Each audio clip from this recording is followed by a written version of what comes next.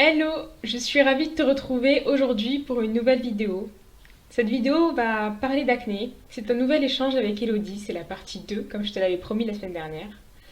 Et cette fois-ci, on va parler d'acné, mais différemment. On parle souvent d'acné, de l'impact extérieur que ça peut avoir, de la peur d'avoir des cicatrices, de la trace que ça peut laisser, mais trop rarement de l'impact que ça a à l'intérieur de nous. Quelles sont les émotions qui nous traversent, qu'est-ce qu'on pense quand on a de l'acné, et comment surmonter tout ça.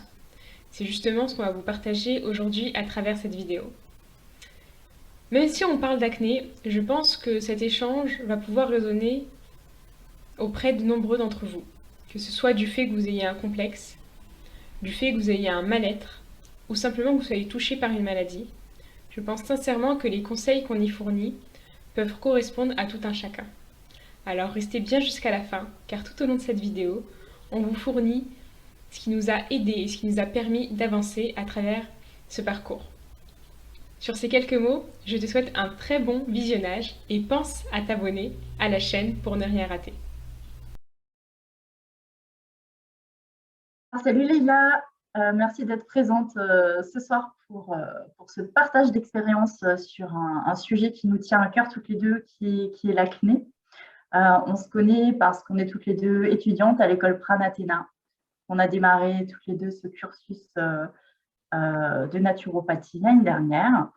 Et voilà, on aimerait partager aujourd'hui avec vous une partie de notre vie, une partie de notre expérience sur ce sujet tellement délicat, je trouve, qu'est l'acné, et surtout à l'âge adulte. Alors Leïla, est-ce que tu aurais envie de nous partager un petit peu ce que tu as pu ressentir au-delà de l'aspect physique, à l'intérieur de toi? Qu'est-ce qui se passe, qu'est-ce qui s'est passé quand tu as souffert d'acné? Oui, bien sûr. Déjà, je suis très heureuse de parler de ça avec toi aujourd'hui dans cette vidéo. Et qu'est-ce que j'ai ressenti à l'intérieur de moi quand j'avais de l'acné? Euh, Beaucoup de colère, beaucoup d'injustice et une douleur intérieure très profonde, surtout à la deuxième poussée d'acné. Euh, comme je te l'avais déjà dit quand on avait un petit peu échangé là-dessus, euh, c'était vraiment une sensation particulière dans le sens où j'avais réellement mal à l'intérieur de moi, parce que souvent, quand on parle de douleur émotionnelle, on pense à des émotions désagréables qu'on ressent, comme de la tristesse, de la colère. Euh, mais en fait, c'est beaucoup plus profond que ça. C'est réellement que ça fait mal à l'intérieur de toi. C'est que tu ne peux pas exprimer ça. C'est-à-dire que moi, je n'avais pas une acné. J'avais une acné inflammatoire, mais le contact avec ma peau ne me faisait pas mal. Par contre, c'est comme si, on va dire, un petit peu en dessous du diaphragme, enfin, même au niveau du diaphragme, au niveau de mon plexus solaire, j'avais un gros vide, une grosse pesanteur, quelque chose qui me faisait mal. Euh, ouais, en fait, comme si enfin, j'en pouvais plus, en fait. J'ai même pas réellement de mots, mais c'était réellement hyper douloureux émotionnellement. Et si jamais j'avais des jugements de la part de l'extérieur, c'est comme si tu remuais, et au sens propre du terme, le couteau dans la plaie qui était présente à l'intérieur. Je comprends tout à fait. C'est pour ça aussi que je voulais qu'on parle de ça aujourd'hui. C'est parce que je trouve qu'on en parle rarement, en fait, de tout ça. On parle de la peau, on parle de l'inflammation, on parle du pourquoi, du comment, mais on parle rarement de ce que vivent les personnes à l'intérieur. Et je trouve que souvent, enfin, moi, quand je l'ai vécu, j'étais pas du tout comprise par mon entourage. Donc, j'avais des amis bienveillants, hein, que j'ai toujours, qui essayaient de m'écouter, de m'aider, qui essaye de me rassurer pour dire oh, mais c'est pas si grave, mais en fait tu focalises dessus, mais on voit rien. Alors évidemment, j'avais du fond de teint, j'avais les cheveux qui essayaient de cacher, mais en fait, quand je me démaquillais le soir, j'étais seule devant ma glace. Tu vois, je voyais les rougeurs, je voyais les boursouflures, je voyais toute cette inflammation et j'étais seule en fait avec moi-même et je me disais mais en fait ils me disent que c'est rien, bah, c'est énorme, c'est bien sûr Oui. que c'est quelque chose. Et au-delà, moi je vivais cette douleur physique toi, tu as peut-être moins vécu, quand le bouton poussait, et ça me brûlait de l'extérieur, et ça me brûlait aussi de l'intérieur. Ouais, j'avais l'impression d'avoir ce feu sur la peau, mais qui s'était répandu un peu dans tout le corps, quoi.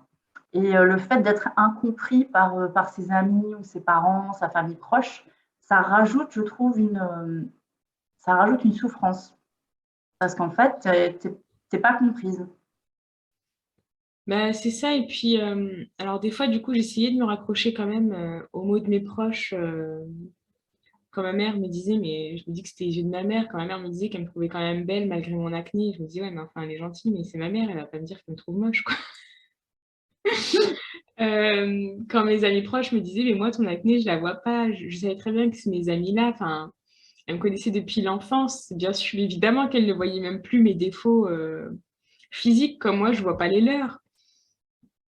Et par contre, à l'extérieur de mon cercle très proche, je me prenais des réflexions quand même assez violentes, à mon sens, avec mon filtre, quoi. Et que même quand je me maquillais, on m'a même déjà sorti une fois, non mais tu devrais regarder des tutos YouTube pour apprendre à mieux te maquiller. Waouh! Alors que déjà, j'adore les tutos YouTube make-up, donc j'en regarde déjà plein. Donc, ouais, ça n'a pas été toujours très simple, mais j'essayais aussi, dans un sens, d'essayer de m'accepter sans maquillage, mais c'était trop dur.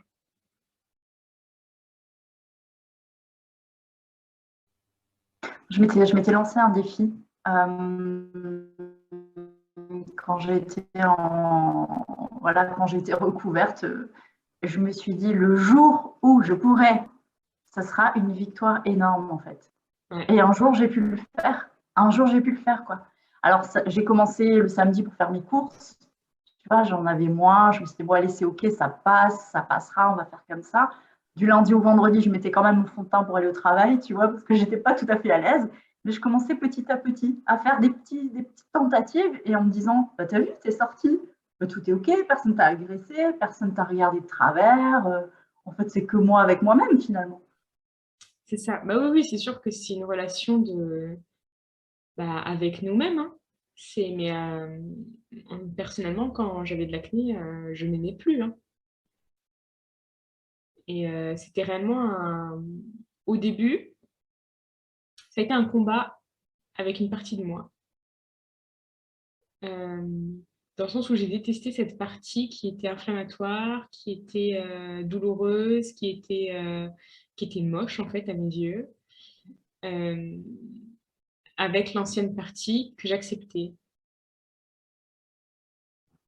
Donc c'était vraiment un combat, ouais, avec moi-même. Et mon acné s'est aussi solutionné quand j'ai décidé d'arrêter de me combattre en fait, et plutôt d'essayer de me comprendre et de me donner mais vraiment de l'amour, de réellement, euh, sincèrement, essayer de faire la paix avec moi.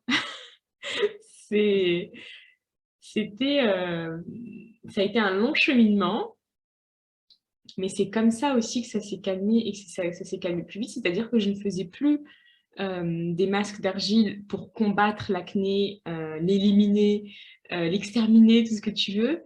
Je faisais un masque à l'argile, un masque au miel pour prendre soin de moi, euh, pour me donner de l'amour et pour solutionner ma peau et l'accompagner. Pas pour la détester ni l'éliminer. J'avais des pensées comme ça aussi. Comme tu disais, combattre. Mm. Combattre, tu as l'impression que c'est un ennemi, en fait. Et que tu as tellement envie que ça disparaisse, et bah, tu focalises tellement dessus qu'en fait, ça disparaît. C'est ça. Et ça commence à disparaître, on va aller mieux. Quand tu lâches, en fait, quand tu dis, bah, OK, bah, je suis défigurée, mais je m'aime quand même. Je m'aime avec. En fait, c'est ça, c'est une partie de moi actuellement. Et en fait, je me disais, ça va disparaître, ça va partir, c'est déjà en train de partir. Tu vois, Ouais, d'essayer de changer ton message intérieur au lieu de te dire, bah, je suis moche, je ressemble à rien, je peux plus sortir, tout le monde ne voit que ça, c'est injuste, pourquoi ça m'arrive à moi. on est tous passés par là, hein, Mm. forcément, tu passes par là. Mais après, te dire, OK, ben, maintenant c'est là, il y a une raison pour laquelle c'est là.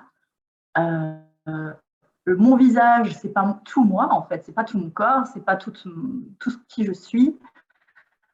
C'est une toute petite partie de moi en ce moment, mais je sais que ça va partir. Je sais que c'est ponctuel et ça te permet de. Tu lâches un peu les armes, quoi, et puis tu as moins de stress. Et tu sais C'est aussi que le ça. stress entraîne l'inflammation, c'est un vrai cercle vicieux. Donc, à un moment donné, il faut réussir à décrocher le truc et à passer à autre chose, quoi, tout C'est doucement. ça. Complètement passer à autre chose. Et moi aussi, ça a été ça, le changement de mon dialogue intérieur, d'arriver à me dire, OK, ça va partir. Regarde, t'as jamais vu de personnage avec de l'acné. Bon, il y a un moment de ta vie, toi aussi, t'en auras plus. Et ce qui m'a aussi également aidé, c'est de chaque jour d'un petit peu plus me focaliser soit sur des parties de peau, même si c'était des parties minimes de peau qui n'avaient pas d'acné, et de me focaliser sur des parties de mon visage que j'appréciais. De par exemple plus les mettre en valeur, certaines parties du visage, soit par du maquillage, soit par autre, vraiment pour le plaisir de pas de se camoufler, mais de sublimer une partie de son corps. Et ça, Ouais, c'est super idée, ça. ça m'a aussi beaucoup aidé. Comme ça me permet de moins me focaliser sur cette partie du visage que j'aime moins et de plus mettre l'accent sur une partie du visage avec laquelle euh, je suis complètement en paix aujourd'hui. Ok. Et quand tu dis sublimer, c'est par rapport à du maquillage ou c'est. Eh ben, ça va dépendre. Moi, j'aime bien le maquillage. Par exemple, j'aime beaucoup faire à paupières. D'accord. Donc, les jours où je me sentais moins bien avec ma peau, j'essayais de me focaliser plus sur mes yeux. Donc, je vais mettre un maquillage que j'appréciais, vraiment pas dans l'idée vraiment de cacher ni d'attirer l'œil. C'est-à-dire que je faisais rien d'extravagant, mais juste pour réellement sublimer cette partie-là que j'apprécie déjà. Donc, ce que je trouvais que c'est une jolie partie de chez moi, eh bien, je l'embellissais donc par soit un petit coup de fard à paupières, un petit coup de mascara, etc. De manière à, la même manière en fait, de donner un petit peu d'amour à ta personne, même si tu n'es pas complètement en paix avec toi-même, au moins tu avances vers ce chemin-là. Hmm. D'apporter de la douceur, en fait. Ouais, De la douceur, de la beauté sur tout ce qu'on a de bien, en fait. ouais, c'est ça. Que on est toujours la même personne, en fait. Ouais, Ça et change. juste en parlant de, on est toujours la même personne, c'est aussi de refaire le point qu'on n'est pas l'acné. C'est quelque chose d'éphémère qui est présent aujourd'hui. Mais quand on a de l'acné, ça ne nous enlève pas nos valeurs, ça n'enlève pas qui on est, ça n'enlève pas nos qualités, ça n'enlève pas nos défauts non plus, hein. Mais ça n'enlève pas notre personnalité. Et si vous avez des personnes qui... Parce que je sais qu'il y a aussi énormément la peur d'être jugé par son compagnon, euh, par ses amis, du fait de l'acné. Si les personnes autour de vous vous jugent par rapport à votre acné, bah, le problème, c'est pas vous ni votre acné, en fait. C'est c'est les personnes et c'est aussi, j'insiste là-dessus, mais c'est aussi le regard qu'on porte à soi-même. Les personnes qui vont vous rejeter, c'est principalement parce qu'on se rejette déjà. Moi, je sais que ça a été le cas pour moi. À chaque fois que je me suis fait rejeter, c'est parce que je me suis rejetée moi-même, en fait. Moi, quand j'ai vraiment vécu ces quelques années de grosses inflammations, j'avais des petits copains qui m'ont choisi telle que j'étais à l'époque. Mais Ouais. malgré ça, je me demandais quand même, comment c'est possible en fait qu'ils puissent m'aimer avec ça? Tu vois ce que je veux dire? Parce qu'ils Ouais. ils me voyaient un petit peu maquillée, mais le soir, ils me voyaient naturelle, j'avais pas le choix.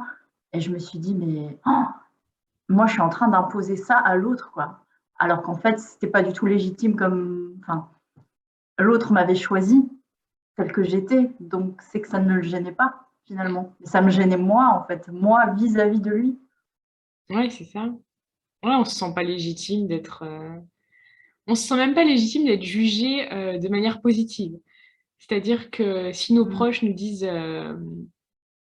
bah ça va, c'est pas si horrible que ça, ou alors je la vois pas moi ton acné, eh bien on décide de ne pas prendre en compte ces jugements-là qui sont positifs, alors qu'on prend complètement en compte les jugements négatifs. On ne se sent pas légitime d'être jugé autrement que de la manière dont on se regarde. C'est ça. Pas capable de recevoir un compliment, en fait. Ah non, ouais. C'est clair que, tu vois, pour le coup, même si à cette époque-là, par exemple, si je recevais un compliment du style t'as des beaux yeux ou autre, eh bien, moi, tout de suite, dans ma tête, je me disais, ouais, enfin, j'ai des beaux yeux, c'est bien beau, mais avec la gueule que j'ai, si tu veux, avec l'acné que j'ai, on s'en fout, hein. On s'en fout. On s'en fout. C'est dingue, hein. Ouais. Ouais, Alors que je suis sûre que c'était sincère, que le compliment était sincère, tu vois. mais certainement. Et en fait, aujourd'hui, sur le discours que j'ai aujourd'hui, je dis que l'importance de se détacher du regard de l'autre, c'est à la fois de se détacher des compliments positifs que des remarques négatives. Si on se détache réellement du regard de l'autre, on n'a pas besoin qu'une personne juge une partie de notre corps belle pour l'estimer belle. Tout Exactement. comme on n'a pas besoin tout comme une personne nous fait une remarque négative, bah, si tu connais ta valeur et que tu t'estimes correctement, ça t'impactera pas non plus. Et c'est là tout le cheminement à faire, c'est bien sûr que ça fait toujours plaisir un compliment, mais de ne pas en avoir le besoin. En fait, tu ne dois pas attendre le compliment pour que ça conditionne ta manière de te juger. C'est ça. Et c'est pas évident, hein, parce qu'on grandit quand même dans un monde où on nous apprend que il faut faire attention aux autres. Tu vois, déjà quand tu es à l'école, tout petit déjà, c'est quand même un monde qui n'est pas forcément hyper bienveillant. Quand tu es tout petit, tu vois, là aujourd'hui on l'apprend avec l'âge adulte, mais à la base, c'est pas, c'est tout un apprentissage, quoi, de se sortir de ce regard de l'autre. Puis ça dépend comment ont été tes parents aussi, ce qu'ils t'ont raconté, comment ils t'ont présenté le monde extérieur, est-ce qu'ils t'ont rassuré sur toi-même, est-ce qu'ils t'ont dit que tu devais t'aimer toi-même, ou est-ce que tu as appris ça par toi-même par la suite, quoi. C'est ça. Et puis, tu as l'adolescence aussi qui est une phase compliquée. Enfin, pour moi, ça n'a pas été tout rose tout le temps. Mais, euh, mais tu as toutes ces différentes phases d'apprentissage de la vie où tu fais face à des situations qui te forgent aussi, quoi. C'est clair. Finalement, ça a des avantages d'avoir de l'acné. Ben, tu grandis, hein, mine de rien. Et notamment à l'acné adulte, parce qu'à l'adolescence, on est un petit peu tous dans le même cas, plus ou moins, où c'est entré dans la normalité et comment dire, quand tu es à l'adolescence, que tu aies de l'acné ou pas, tu es jugé. Hum. Les enfants vont trouver un moyen de... Je sais pas si c'est encore le cas aujourd'hui, mais en tout cas, moi, j'avais observé que c'était pas toujours hyper bienveillant entre les personnes. Il n'y avait pas de notion d'entraide, etc. À l'âge adulte, non plus finalement. Ouais. Mais du coup, quand tu es adulte, tu observes les choses différemment que quand tu es ado. Quand tu es ado, tu subis réellement les choses, je trouve. C'est vrai.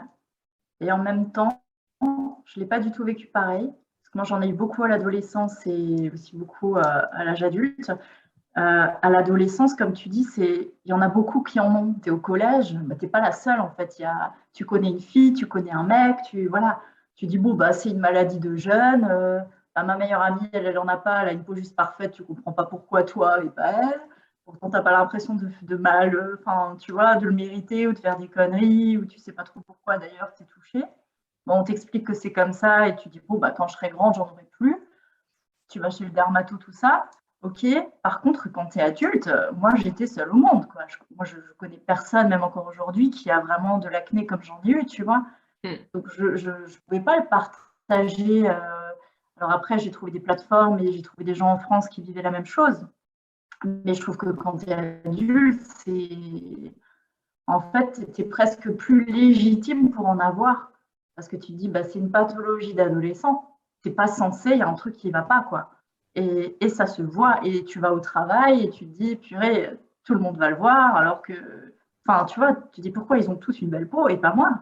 Attends, je fais Ouais. pas. Ah, Avant d'être touchée, je ne savais même pas qu'il y avait des adultes qui pouvaient avoir des poussées d'acné inflammatoires. Tu vois, j'avais notion que, vu qu'on était des femmes, durant notre cycle, on avait deux, trois boutons au moment de notre période.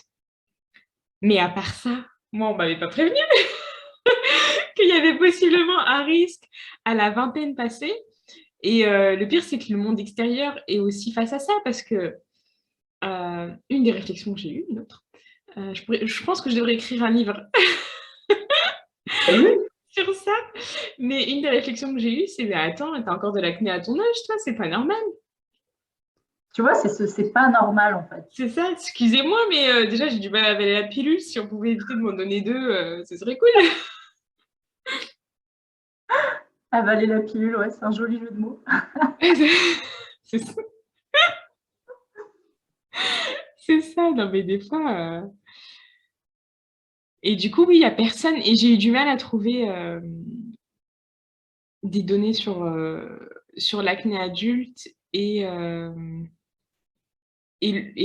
enfin, un article, un livre, peu importe, une vidéo qui faisait réellement le lien avec tout. Mais brutalement, peut-être, je ne sais pas si ça a été le cas dans ta formation que tu as fait, s'ils ont fait le lien avec les émotions, mais je trouve que, si tu veux, d'office, c'est-à-dire que, imaginons aujourd'hui, moi je fouinais encore sur Instagram à ce moment-là, que réellement, sur un compte Instagram, je trouve le mot acné et émotion dans le même post. Il y a des fois où, quand tu allais fouiner un peu plus, que tu allais en profondeur, je finissais par trouver quand même à un moment donné qu'on disait peut-être que l'acné, par moment, peut être lié à des émotions. Mais je ne l'avais jamais trouvé au centre. Et c'est ça qui m'a manqué, moi, quand j'ai eu cette acné. Et c'est ça qui me manque de toute manière dans le domaine de la santé aujourd'hui. Les émotions, enfin, elles font partie de nous, de nos pensées. On est sans arrêt en train de vivre une émotion à chaque instant, à chaque moment. Comment on peut la dissocier de notre état de santé? Tu vois ce que je veux dire? Moi, ça me frustre. Et ça me frustre encore plus avec l'acné parce que ça te touche émotionnellement direct. Donc, que ce soit l'acné qui influence tes émotions ou tes émotions qui influencent l'acné, on entre dans un cercle, vicieux ou vertueux, c'est à nous de choisir.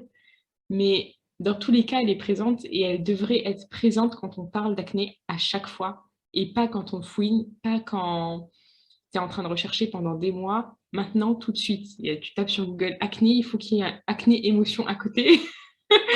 Il faut revoir le référencement, mais pour moi, ça me semble un indispensable. Et c'est là, je pense, où on touche les limites de la médecine allopathique. C'est que quand tu vas chez un dermatologue ou un généraliste, ils te parlent pas de ça, en fait. Pour lui, eux, en fait, ils veulent le plus rapidement possible éliminer le symptôme. Donc, le plus rapidement possible, que tu aies une peau avec le moins de boutons possible. Et à Ouais, aucun moment, ils vont se demander comment tu te sens à l'intérieur, pourquoi, est-ce que tu es stressé, est-ce que tu es en colère, comment va ton foie. C'est pas, on ne peut pas leur en vouloir parce que c'est pas leur domaine, en fait. Ils ont c'est pas, pas leur ils ont domaine. pas cette vision. C'est pas leur domaine, ils n'ont pas le temps et c'est aussi une demande de la part des personnes qui consultent parfois. Parce que je pense qu'il y a une partie qui sont, comme nous, à la recherche de choses naturelles, sur le long terme, etc. On est aussi dans une société qui veut tout rapidement Ouais. et qui veut que l'acné disparaisse vite. Et si on veut que l'acné disparaisse vite, la solution, c'est les antibiotiques. c'est et ça. d'autres traitements. Et je sais pas si je pense qu'il y a aussi certaines personnes, si tu leur proposes un régime alimentaire, même si c'est pendant un mois, hein, de supprimer pendant un mois le gluten, le lactose, le sucre raffiné, il y a des personnes qui peuvent te dire non. Mm. Donc Bah, c'est malheureusement, dur. c'est aussi une demande de la population, tu vois. Tout Ouais, dépend c'est vrai. du chemin qu'on a, du chemin où on en est, et les émotions dans la santé de manière générale.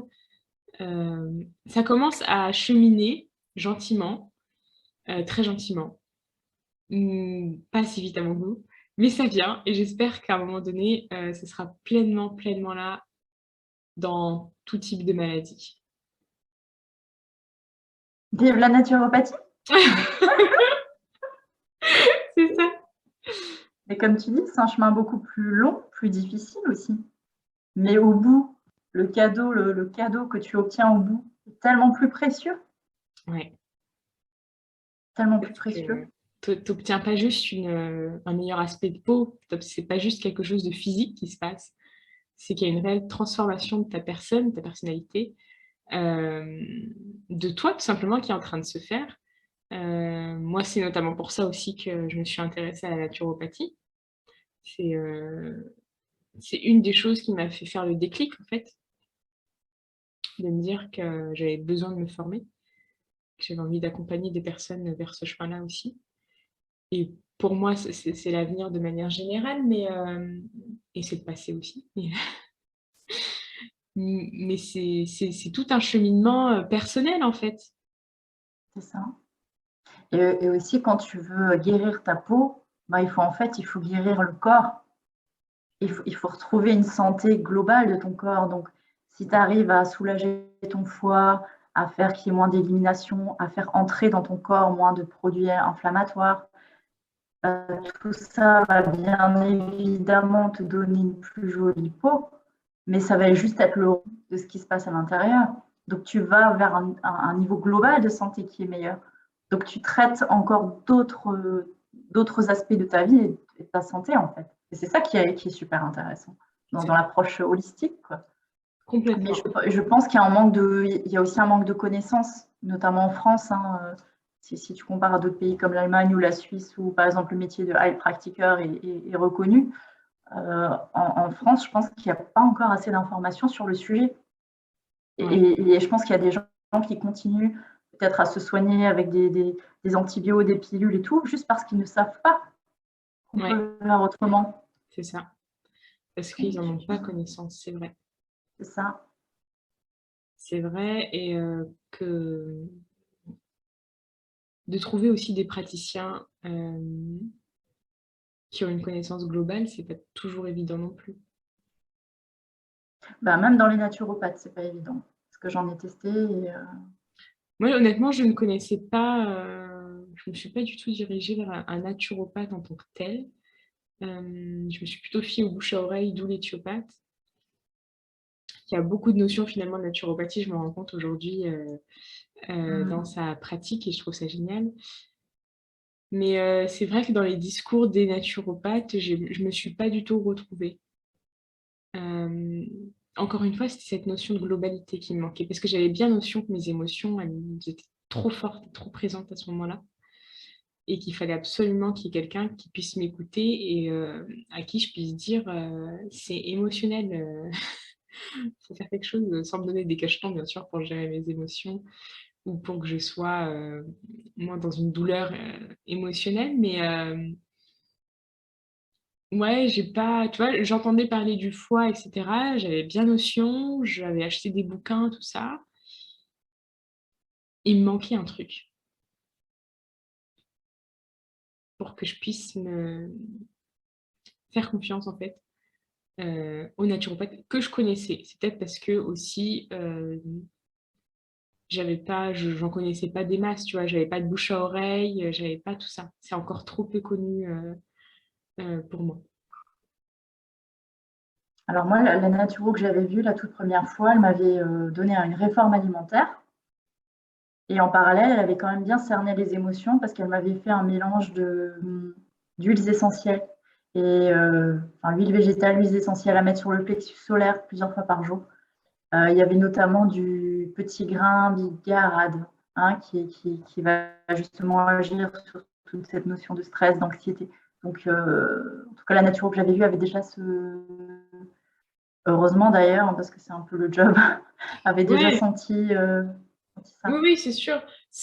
Après, moi, je peux pas juger l'accompagnement d'un naturopathe. Je l'ai pas fait. Je me suis pas du tout Mm. fait suivre par un naturo. Euh, c'est juste que peut-être dans la manière de communiquer, euh, on a justement la chance de pouvoir accompagner les personnes de manière globale. Faut qu'on le mette en avant parce que avant de m'informer sur la naturopathie, avant de m'inscrire à Pranathéna, avant de regarder la plaquette de Pranathéna, et c'est justement pour ça que je me suis inscrite à Pranathéna et pas à une autre école, hein. C'est parce que Renaud, dans sa plaquette, il y a écrit qu'il y a une prise en charge globale et qu'on va gérer les émotions. Moi, c'est quand j'ai vu ça, je me suis dit, bah, ok, c'est où qu'on signe? Tu vois? Et dans notre Ouais, manière de communiquer, en tout cas, c'est un souhait que je veux quand je communiquerai en tant que naturopathe, on prendrait en compte les émotions. Vous n'y échapperez pas. C'est la base. c'est clair. Et tu vois, avant ça, moi, je pensais qu'un naturopathe, c'est juste quelqu'un qui allait me donner des plantes, C'est ce qu'on qui pense allait me souvent. faire manger sainement. Mm. Voilà. Franchement, j'étais hyper réductionnée. Mais pourtant, ça m'intéressait quand même, hein, parce que je trouvais ça hyper enrichissant. Mais du coup, vraiment, genre en complément d'activité. Au cas où on a encore un peu de temps, on s'occupera de ça, quoi. C'est ça. Alors qu'aujourd'hui, je le vois plus du tout de la même manière. Top. En tout cas, c'est chouette parce que j'espère qu'on a pu donner à travers nos témoignages de l'espoir à nos auditeurs pour Ouais. montrer qu'on est des exemples, que si on a réussi, nous, à se guérir, finalement, chacun peut le faire. Et je pense que c'est super important comme tu disais, ne pas laisser de côté l'aspect émotionnel, psychologique, tout ce qu'on ressent, de pouvoir en parler, de pouvoir s'exprimer et d'avoir une oreille attentive et quelqu'un qui comprenne, donc, que ce soit des amis, des confidents, ou plutôt même des thérapeutes Ouais, qui connaissent la pathologie et qui ont cette sensibilité pour nous donner de l'espoir, quoi, pour nous comprendre et puis ouais, nous donner l'envie de continuer à avancer. complètement. De bien se faire accompagner par quelqu'un en qui on a confiance, à qui on peut se livrer.